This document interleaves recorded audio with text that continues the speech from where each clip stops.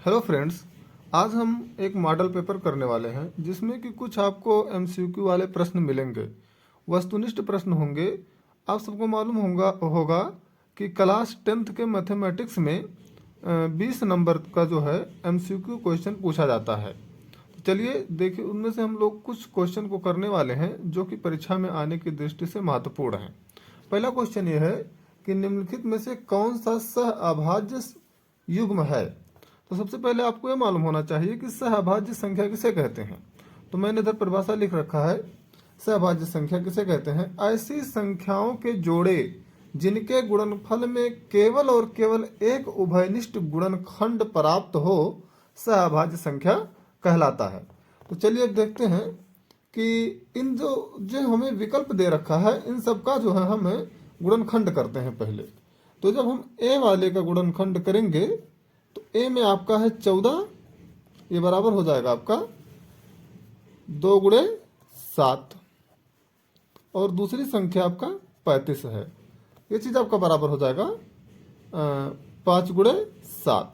तो हमने देखा कि इसमें आपका 7 गुणनखंड आ रहा है। उभयनिष्ठ गुणनखंड क्या आ रहा है? 7। जबकि सहअभाज्य संख्या होने के लिए क्या जरूरत है? केवल और केवल एक उभयनिष्ठ गुणनखंड ही आना चाहिए। तो ये तो गलत हो गया। एक का मतलब 1 गुणे 1 और गुणे 1, केवल यही आना चाहिए था, जबकि इसमें 7 भी आ रहा है। अब हम ऑप्शन बी को लेते हैं। आपका है 18 और 25, इसके गुणनखंड करते हैं तो 18 बराबर हो जाएगा 2 गुणे 3 गुणे 3, 2 3 छात्रिक 18, और ये बराबर हो जाएगा 5 गुणे 5।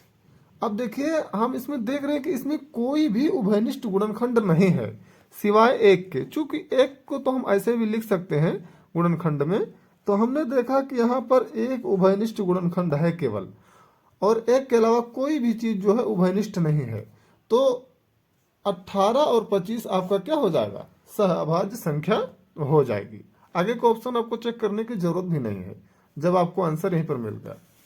अगला क्वेश्चन ये है कि द्विघात समीकरण 3x² - 4x बराबर 0 के मूलों का योगफल क्या है।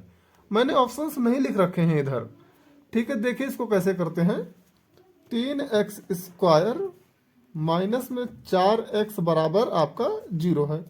हम क्या करते हैं, दोनों में से x कॉमन कर लेते हैं, तो हो जाएगा 3x माइनस में 4 बराबर 0। चूंकि इधर x का 2 घात था तो हमने कॉमन किया तो 1 घात बचा, और इधर x का 1 घात था तो हमने कॉमन कर लिया तो इधर कुछ नहीं बचेगा। तो ये चीज आपका 0 हो गया बराबर। अब देखिए, दो संख्याओं का मतलब दो चीजों का गुणनफल 0 है, तो या तो फिर आपका x बराबर 0 होगा या फिर 3x माइनस 4 बराबर आपका 0 होगा। x बराबर 0 या फिर अब इसको जो है हम 3x बराबर आपका इधर -4 इधर आएगा आपका प्लस में हो जाएगा। 3 इधर गुणा कर रहा है, इधर आएगा आपका भाग करेगा, तो x बराबर आपका 4/3 और x बराबर आपका 0। तो इधर हमें दो मूल प्राप्त हुए। चूंकि ये द्विघात समीकरण है तो इसके मूल भी 2 ही आएंगे।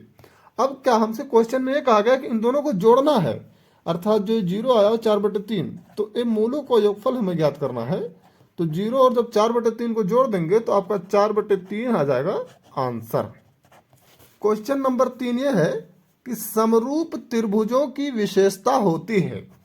अब देखिए, जो बच्चा आपका पढ़ा होगा त्रिभुज चैप्टर, वो बहुत ही आसानी से क्वेश्चन लगा सकता है। समरूप त्रिभुज की विशेषता ये होती है कि उनके जो संगत भुजाएं होती हैं वो समानुपाती होती हैं और संगत कोण बराबर होते हैं। जैसे कि अगर मैं इधर 2 आपका त्रिभुज बनाऊं, हमने त्रिभुज एक बनाया इधर और एक त्रिभुज इधर बनाया। ये त्रिभुज है आपका ABC और ये PQR। तो संगत, अब इनको जो समरूप होने के लिए क्या जरूर, उनकी संगत भुजाएं समानुपाती होनी चाहिए और संगत कोण बराबर हो। ऑप्शन सी में दिया है उपरोक्त दोनों, और ऑप्शन डी है इनमें से कोई नहीं। तो दोनों कंडीशन जब हमें फॉलो कराना है तो आपका ऑप्शन सी सही हो जाएगा, उपरोक्त दोनों।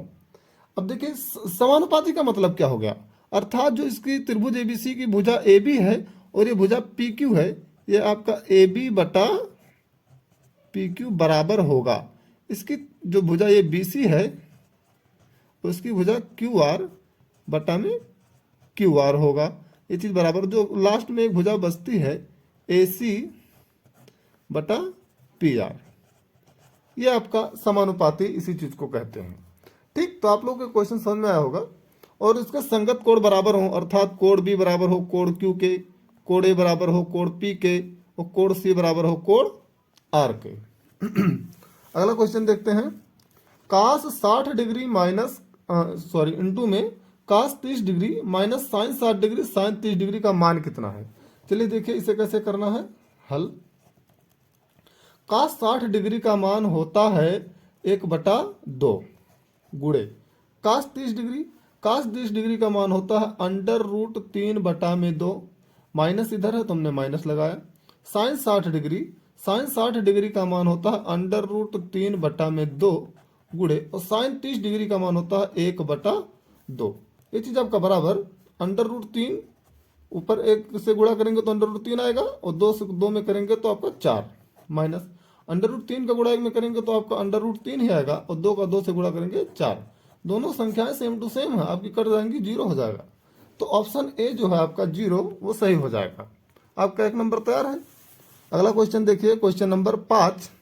निम्न में कौन सी केंद्रीय प्रवृत्ति की माप नहीं है। अब ये चैप्टर जो हो जिसने पढ़ा होगा बहुत ही आसानी से इस सवाल का आंसर लगा सकता है। माध्य हो गया आपकी, मध्यिका और बहुला के तीनों केंद्रीय प्रवृत्ति की माप होती है। मानक विचलन आपका जो है केंद्रीय प्रवृत्ति की माप नहीं होता है, तो इस प्रश्न के अकॉर्डिंग ये आपका सही आंसर हो जाएगा, मानक विचलन।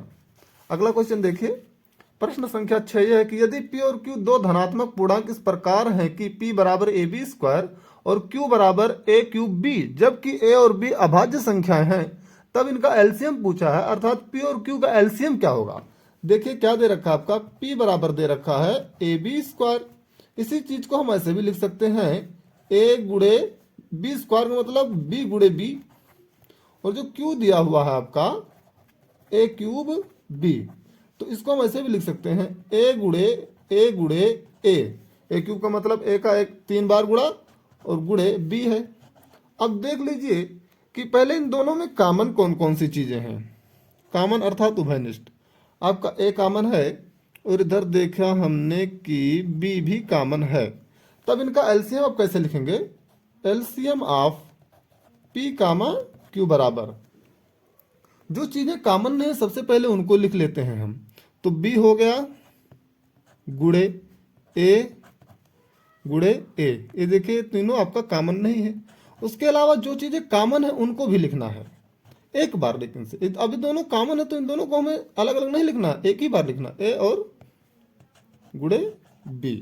तो ये बराबर हो जाएगा 1 2 3, A 3 बार है तो A का क्यूब हो जाएगा, और B आपका 2 बार है तो गुणे में B², या फिर A³ B² आपका ये आंसर हो जाएगा। अगर आप लोगों को समझ में आ रहा है तो वीडियो को लाइक करिए, शेयर करिए और हमारे चैनल को सब्सक्राइब करिए।